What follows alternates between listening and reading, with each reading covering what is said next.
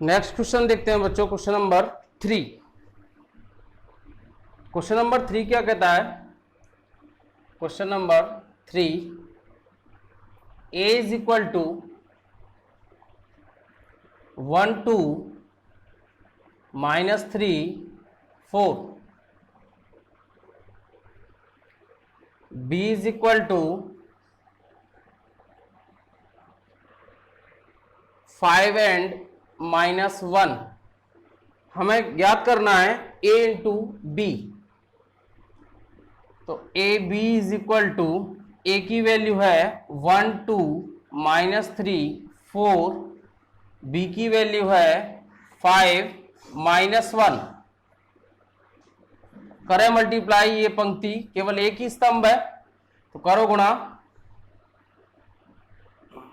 1 into 5 5, 2 into -1 -2।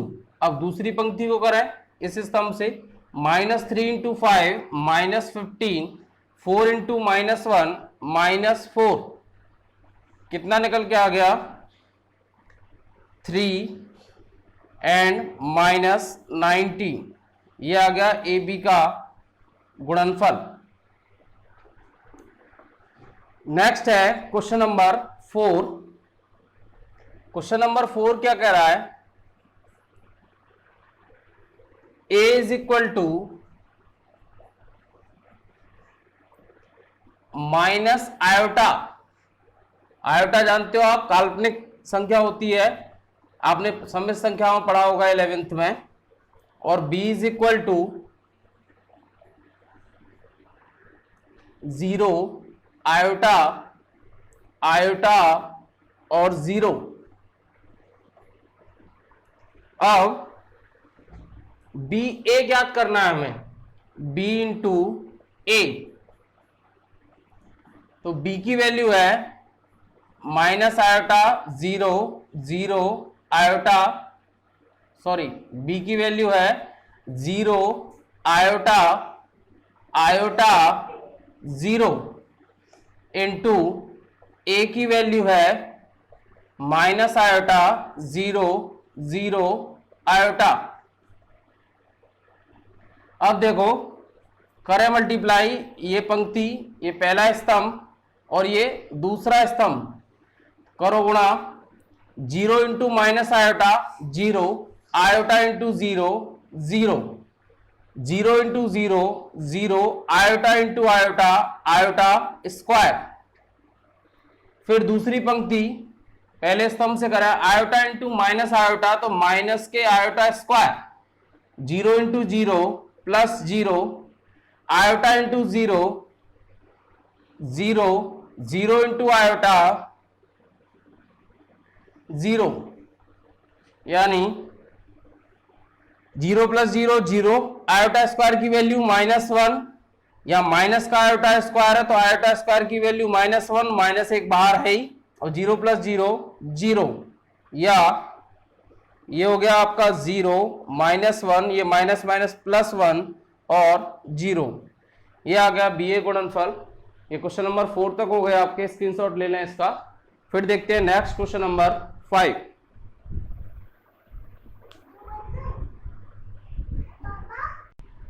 अब next देखते हैं बच्चों क्वेश्चन नंबर,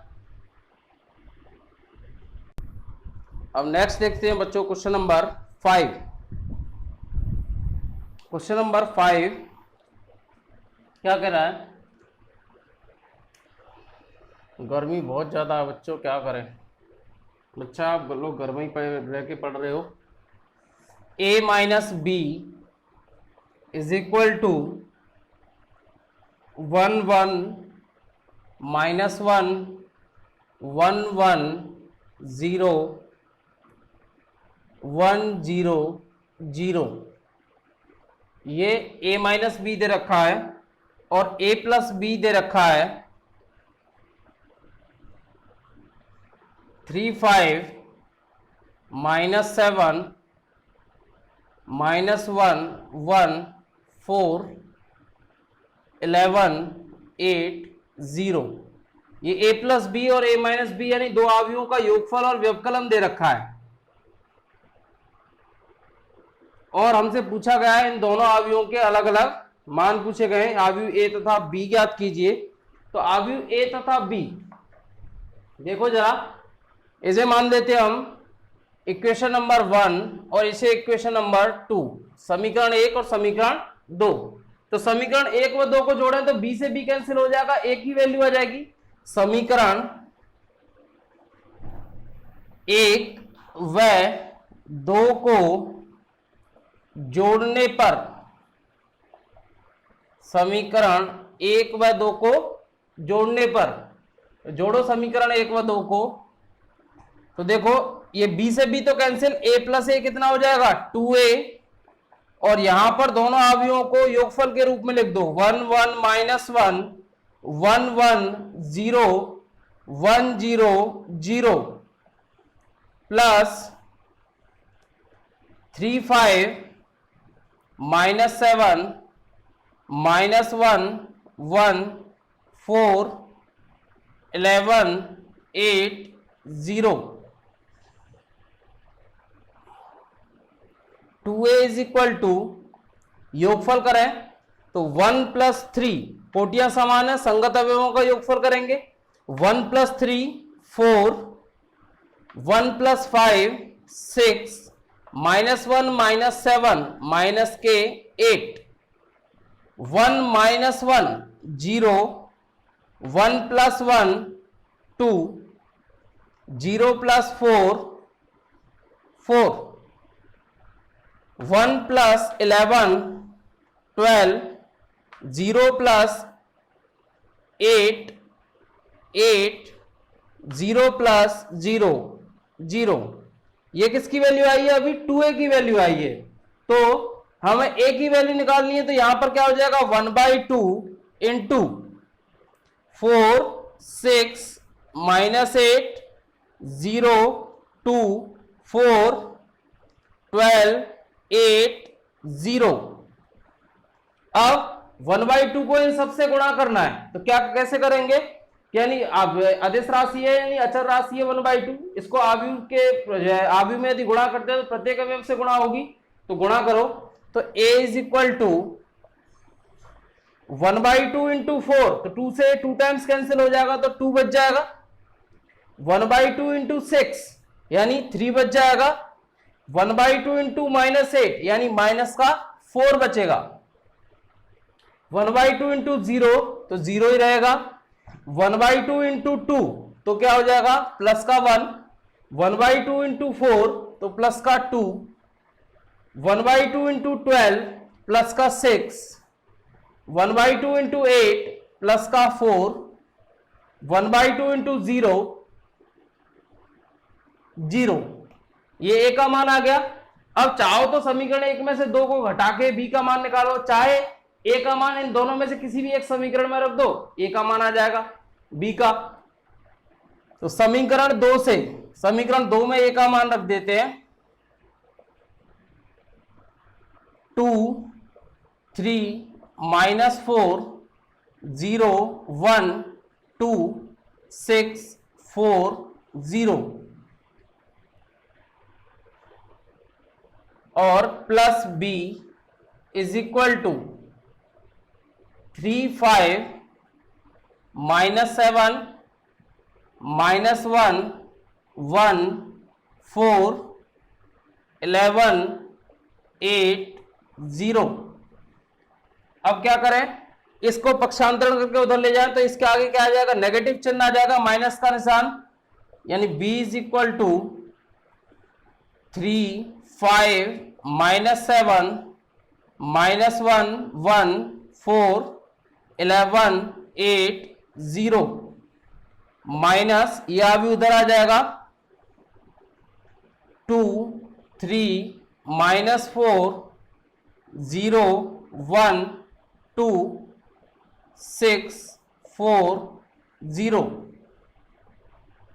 तो b इज इक्वल टू, अब दो अवयवों का घटाव है, संगत कोटियां समान है तो संगत अवयवों का घटाव कर दे, तो 3 minus 2 1 5 minus 3 2 minus 7 minus minus plus हो गया तो माइनस 7 प्लस 4 माइनस का 3 -1 -0 -1 1 -1 0 4 -2 2 11 -6 5 8 -4 4 0 -0 0। ये आ गया अवयव बी और ये रहा आपका अवयव ए। यही मान पूछे गए, स्क्रीनशॉट ले लें इसका। फिर आप नेक्स्ट क्वेश्चन देखते हैं। क्वेश्चन नंबर 5 कंप्लीट हो चुका है।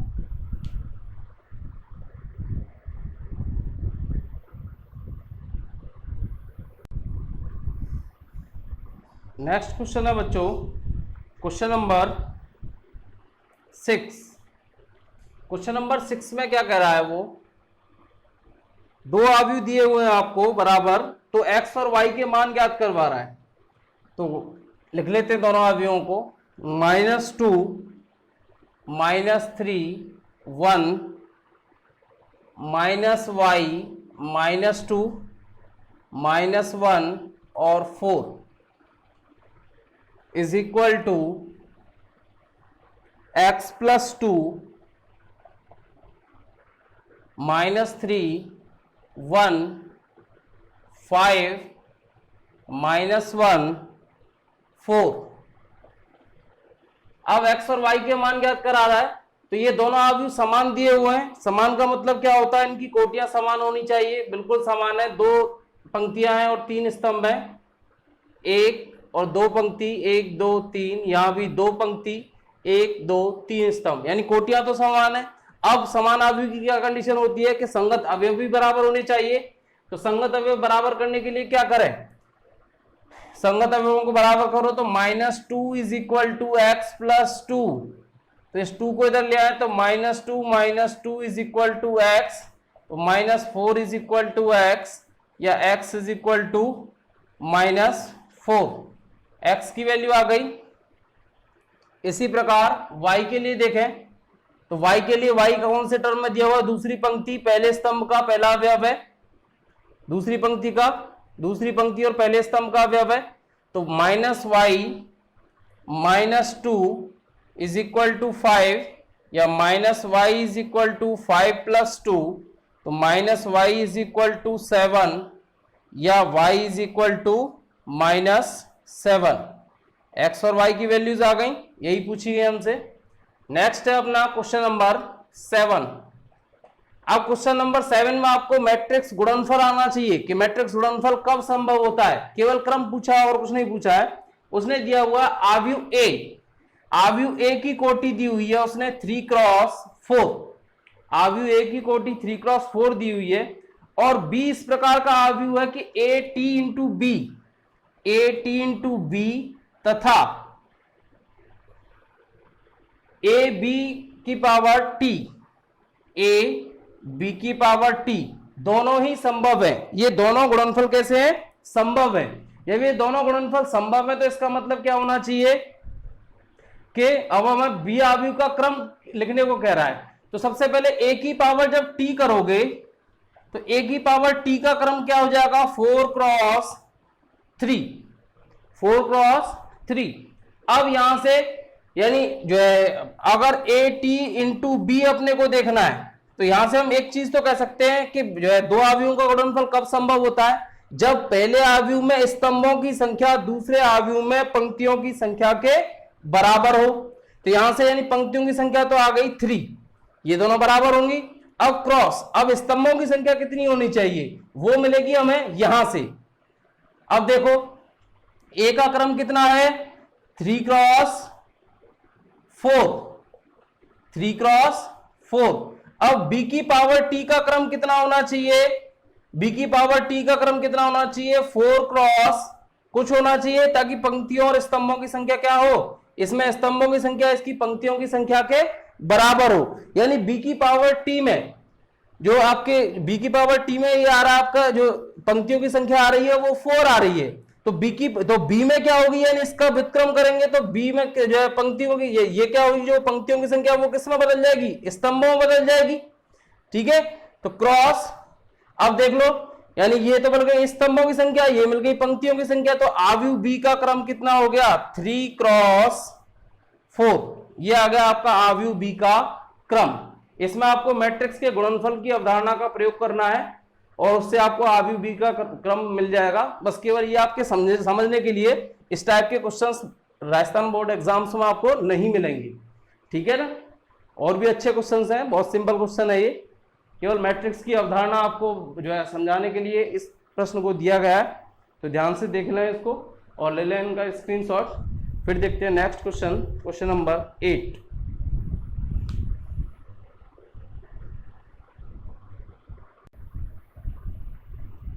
नेक्स्ट क्वेश्चन है बच्चों अपना क्वेश्चन नंबर 8। क्वेश्चन नंबर 8 देखें। क्वेश्चन नंबर 8, क्वेश्चन नंबर 8 में क्या दिया हुआ है, a is equal to -2 -1 1 -1 7 4 1 -x -3। ये कहा गया है a एक सममित आव्यूह है तो x का मान ज्ञात कीजिए। यदि एक सममित आव्यूह है तो इसका मतलब सममित आव्यूह आप जानते हो, यदि किसी आव्यूह का परिवर्त लेने पर पुनः वही आव्यूह प्राप्त हो जाए तो दिया गया आव्यूह कैसा आव्यूह होता है, सममित आव्यूह होता है। तो यानी इसका परिवर्त लें, परिवर्त कैसे लेते हैं, पंक्तियों को स्तंभों में बदल दें। तो a की पावर t क्या हो जाएगा, पंक्तियों को स्तंभों में लिख दो, -2 -1 +1 -1 7 4 1 -x -3। अब सममित आव्यूह के लिए क्या होता है, चूंकि सममित आव्यूह के लिए क्या कंडीशन होती है, a की power t is equal to a। तो कर दो बराबर, तो -2 -1 +1 -1 7 4 1 -x -3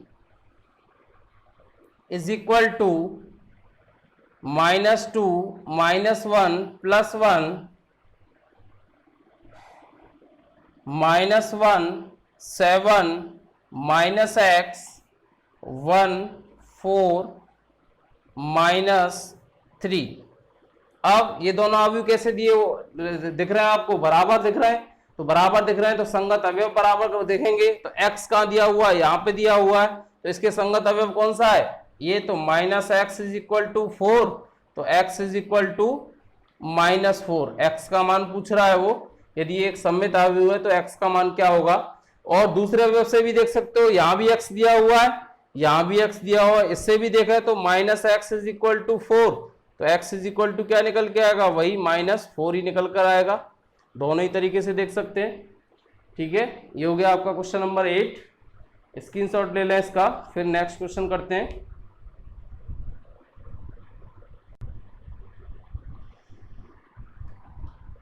नेक्स्ट क्वेश्चन है बच्चों अपना क्वेश्चन नंबर 9।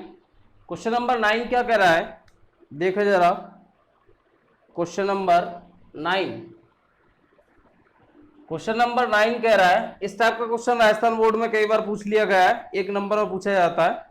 एक 3x3 क्रम का आव्यूह b is equal to bij इसके अवयव है, जहां bij किस प्रकार दिया गया है, bij बराबर i इंटू j। तो हम पहले 3x3 क्रम का एक आव्यूह लिखें, तो लिखें एक 3x3 क्रम का आव्यूह i और j के रूप में। कैसे लिखेंगे, देखिए इधर b is equal to b11 b12 b13, यानी ये पहला तो दिखा रहा है पंक्ति को और बाकी के अगले अवयव क्या दिखा रहे हैं, स्तंभ को, क्योंकि i j में i पंक्ति को दर्शाता है और j स्तंभ को दर्शाता है। फिर b21 b22 b23, next b31 b32 b33। अब इसके अनुसार इन सब की वैल्यूज लिखें, तो b11 यानी आई की वैल्यू j, आई की वैल्यू 1 और j की वैल्यू 1, तो 1 into 1 is equal to 1। B12 यानी आई की वैल्यू 1 और j की वैल्यू 2, तो 1 इंटू 2 2। B13 यानी आई की वैल्यू 1, j की वैल्यू 3, 1 इंटू 3 3।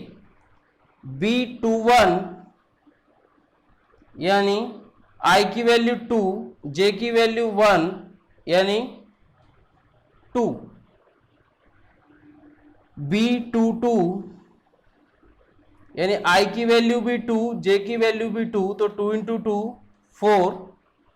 B23 यानी आई की वैल्यू 2, j की वैल्यू 3, तो 2 इंटू 3 6। नेक्स्ट B31 तो आई की वैल्यू 3, j की वैल्यू 1, तो 3 इंटू 1 3। B32 यानी आई की वैल्यू 3, j की वैल्यू 2, तो यानी 3 इंटू 2 6। B33 यानी आई की वैल्यू 3, j की वैल्यू 3, तो 3 इंटू 3 9। तो अब बराबर में लिख दो अपना b is equal to B11 की वैल्यू, B12 की, B13 की, यानी 1 2 3, इसकी वैल्यू 2 4 6 और इनकी वैल्यू 3 6 9। ये आ गया आपका आव्यूह B 3x3 कोटि का, यानी 3 तो पंक्ति हैं और 3 ही क्या है, स्तंभ है।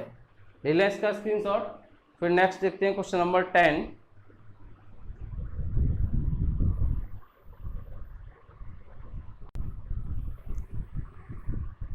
नेक्स्ट क्वेश्चन है बच्चों question number 10।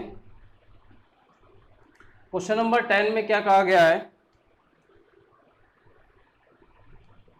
Question number 10, question number 10 में कहा गया है a इज इक्वल टू 2 3 -4 -1 2 3। ये आव्यूह A दिया हुआ है। B इज इक्वल टू -1 2 3 4 -5 -6, ये आव्यूह B दिया हुआ है। अब हमें a प्लस बी की पावर t यानी a प्लस बी की पावर t का मान ज्ञात करना है। तो b की पावर t यानी इसका परिवर्त आव्यूह, तो परिवर्त आव्यूह कैसे लें, तो b की पावर t, तो b की पावर t यानी पंक्तियों को किसमें बदल दें, स्तंभों में बदल दें। तो बदल दो -1 2 3 4 -5 -6। अब ये आ गया अपने पास b की पावर t। अब a प्लस बी की पावर t का मान पूछ रहा है, तो a प्लस बी की power t is equal to, a की वैल्यू कितनी है 2 3 -4 -1 2 3 प्लस क्या हो जाएगा -1 3 -5 2 4 -6।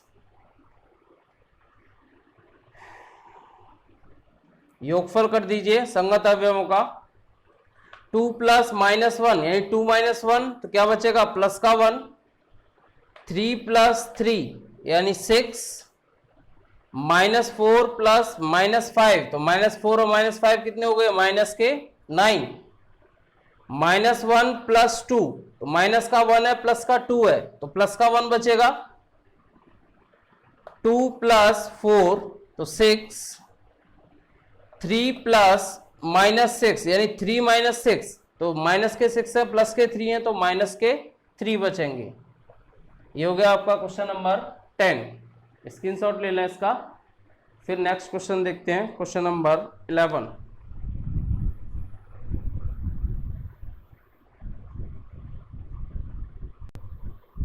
नेक्स्ट क्वेश्चन है अपना क्वेश्चन नंबर 11। क्वेश्चन नंबर 11 अच्छा क्वेश्चन है, राजस्थान बोर्ड में पूछा जा चुका है इस टाइप का क्वेश्चन, और मैंने आपको जब ये टॉपिक कराया था तब भी बताया था कि इस टाइप में क्वेश्चन पूछा जाता है राजस्थान बोर्ड में। आव्यूह ए दिया हुआ है, ए इज इक्वल टू 6 2 5 4। ये आव्यूह ए दिया हुआ है, इसको सममित और विषम सममित आव्यूह के योगफल के रूप में प्रदर्शित करना है। सममित और विषम सममित आव्यूह के योगफल के रूप में प्रदर्शित करना है आपको। तो सममित और विषम सममित आव्यूह के योगफल के रूप में प्रदर्शित करने के लिए क्या करते हैं हम, a इज इक्वल टू क्या लिखते हैं इसे, a/2 प्लस a/2। ये मैं बता रहा हूं आपको, केवल आपको वहां पर नहीं करना है, वहां पर आप डायरेक्ट जो इसका रिजल्ट होगा वो लिखेंगे। अब क्या करेंगे इसको, इसमें a/2 प्लस a/2 में a की पावर t/2 और माइनस के a की पावर t/2, a की पावर t/2 जोड़ दिया और a की पावर t/2 घटा दिया। अब इन दोनों टर्म्स को ले लो, तो a is equal to a/2 plus a की पावर t/2, इन्हें एक साइड लिख लो। फिर बाकी ये दोनों टर्म्स, तो प्लस a/2 माइनस a की पावर t/2, ये दोनों टर्म्स लिख ली। तो a इज इक्वल टू इनमें से 1/2 common, a plus at plus 1/2 common a minus at। ये तो क्या कहलाता है आपका सममित आव्यूह, सममित आव्यूह। और ये कौन सा होता है, विषम सममित आव्यूह। सममित आव्यूह और विषम सममित आव्यूह, सममित आव्यूह जिसका परिवर्त लेने पर पुनः वही आव्यूह मिले, विषम सममित आव्यूह जिसका परिवर्त लेने पर उसके जो वो दिए गए आव्यूह के ऋणात्मक आव्यूह के बराबर प्राप्त हो, तो वो कौन सा कहलाता है आपका विषम सममित आव्यूह। यानी आपको एग्जाम में आए तो ये सारी चीजें नहीं करनी है, ये केवल मैंने आपको एग्जाम्पल्स के तौर पर बताया है, बाकी आपको ये डायरेक्ट लिखना है। a is equal to 1/2 a plus at 1/2 a minus at। अब हमें a की वैल्यू दी हुई है, तो a की पावर t की वैल्यू और चाहिए, तो a की पावर t, तो a की पावर t की वैल्यू क्या होगी, पंक्तियों को स्तंभों में परिवर्तित कर दो, 6 2 5 एंड 4।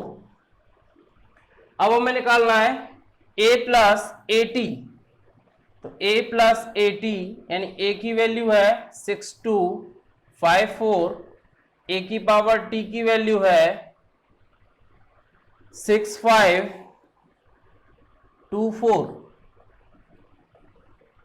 करें सॉल्व, संगत अवयवों का योगफल करें, 6 प्लस 6 12, 2 प्लस 5 7, 5 प्लस 2 7, 4 प्लस 4 8। अब क्या करना है, 1/2 a प्लस at, तो 1/2 इंटू a प्लस at की वैल्यू ये रही 12 7 7 8, ये आ गई अपनी 1/2 a प्लस at की वैल्यू। अब नेक्स्ट निकालना है a माइनस at, करें a माइनस at, a की वैल्यू है 6 2 5 4 और माइनस a की पावर t की वैल्यू है 6 5 2 4। तो सॉल्व करें, 6 minus 6 0, 2 minus 5 minus 3, 5 minus 2 3, 4 minus 4 0। ये आ गया अपना a माइनस at। हमें निकालना है 1/2 a माइनस at, तो 1/2 इंटू a माइनस at की वैल्यू 0 माइनस 3 3 0, ये आ गई आपकी a minus 1/2 a minus at की वैल्यू। यानी अब इस आव्यूह को सममित और विषम सममित आव्यूह के योगफल के रूप में, यानी एक तो ये वैल्यू और एक ये वैल्यू a के बराबर में लिखनी है। तो a इज इक्वल टू क्या होगी आपकी 1/2 12 7 7 8 प्लस 1/2 0 माइनस 3 3 0। अब रफ कार्य में आप चेक भी कर सकते हो, कि जो आपका अवयव आए हैं ये बराबर आए हैं नहीं। अगर ये बराबर होंगे तो यानी इनका योगफल करने पर ये मिलना चाहिए, नहीं तो नहीं मिलने, नहीं तो ये आपके गलत हैं। तो चेक कर ले इनको, देखना जरा। 1/2 को 12 से गुणा करेंगे तो ये रफ कार्य में, वहां चेक नहीं करना, वहां आपको बोर्ड एग्जाम में यहां तक छोड़ना है। यहां तक आपका क्वेश्चन कंप्लीट हो चुका है, तो हम तो केवल इसको रफ कार्य में चेक कर रहे हैं। तो 1/2 इंटू 12 यानी 6, 1/2 इंटू 7 तो 7/2, 1/2 इंटू 7 7/2, 1/2 इंटू 8 यानी 4, प्लस यहां देखो 1/2 इंटू 0 0, माइनस 3/2 3/2 एंड 0। योगफल करके देखो 6 प्लस 0 6, ये 7/2 माइनस 3/2, 7/2 प्लस 3/2, ये हो गया 4 प्लस 0 4, बराबर ये देखो 6 एलसीएम 2 तो 7 माइनस 3 4/2 यानी 2, 7 प्लस 3 10/2 यानी 5 और 4। देखना क्या बराबर आ रहे हैं क्या, यानी आपने जो आव्यूहों का सममित और विषम सममित आव्यूह का जो योगफल निकाला है वो सही है। तो ये एक आव्यूह को सममित और विषम सममित आव्यूह के योगफल के रूप में प्रदर्शित करना हो गया। इसे आप लिख देना भले ही। ये नीचे तो क्या है आपका सममित आव्यूह, और ये कौन सा है आपका विषम सममित आव्यूह, विषम सममित आव्यूह। अब इसका स्क्रीनशॉट ले सकते हैं। नेक्स्ट क्वेश्चंस आपको नेक्स्ट वीडियो में मिलेंगे। ओके, थैंक यू बच्चों।